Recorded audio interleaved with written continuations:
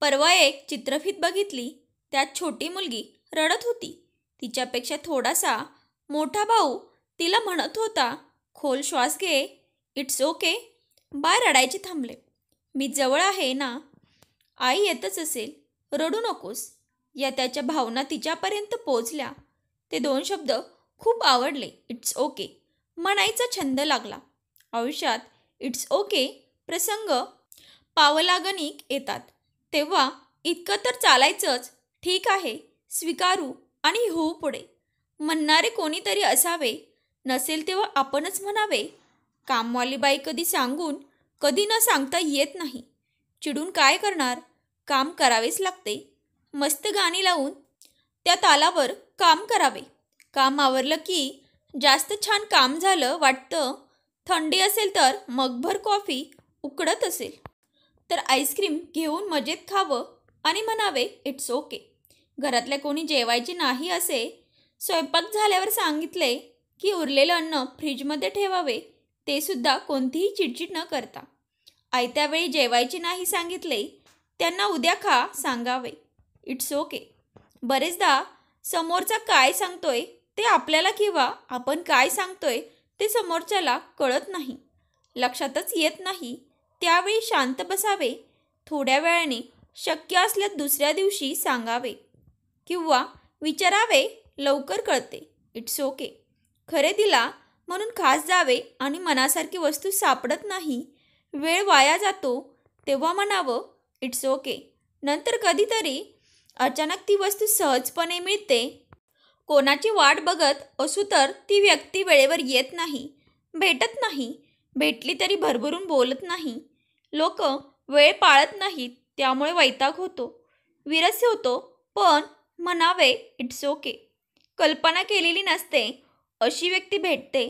जुनी ओळख असावी अशा अकल्पित गप्पा होतात. मस्त वाटतं असेही होतेच की. हौसेने आणलेला ड्रेस, साडी एका धुण्यात बाद होते, हरवते किंवा त्यावर काही सांडते. लहान मुलासारखे रडू शकत नाही तरी वाईट वाटतंच. मोठे आहोत म्हणून आरडाओरडा करावा असेही नाही. खोल श्वास घ्यावा आणि म्हणावं इट्स ओके. एखादा पदार्थ सगळं नीट असूनही बिघडतो, वैताग येतोच, पण म्हणावे इट्स ओके.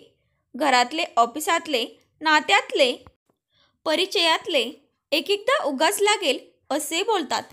आपण हिरमुसतो त्यावर फार विचार करण्यापेक्षा इट्स ओके म्हणून सोडून देणे श्रेयस्कर असते. आपण खूप छान तयार झालेले असतो, कुठेतरी गेलेलो असतो, म्हणावी तशी आपली दखल कोणीच घेत नाही.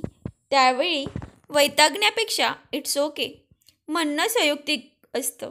मन लावून तासनतास खपून घरातली बाई स्वयंपाक करते, जेवणात नीट लक्ष न देता जेवून आपलीच माणसे निघून जातात.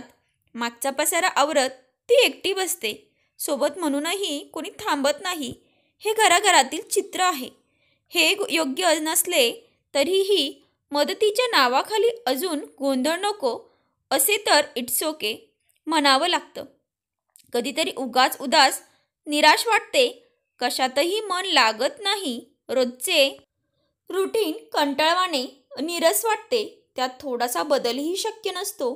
त्यावेळी डोळ्यासमोर एखादे आवडते दृश्य आणावे, जसे एखादा किनारा, एखादी टेकडी, एखादा प्रसंग आणि खोल श्वास घेऊन रोजच्या कामांना नव्याने सुरुवात करावी. म्हणावे इट्स ओके. माझी सौ मला म्हणाली, इतकं आध्यात्मिक, आदर्शवादी, समजूतदार वागायची अजिबातच गरज नाही.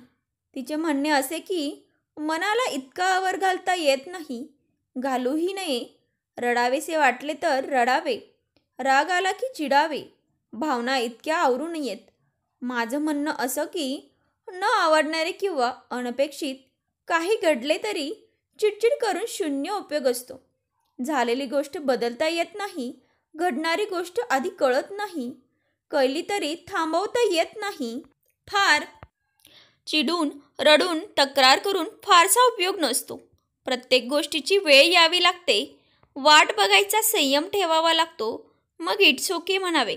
सोडून द्यायला लगेच आणि नेहमी जमेल असे नसले तरी प्रयत्न करायला हरकत नाही.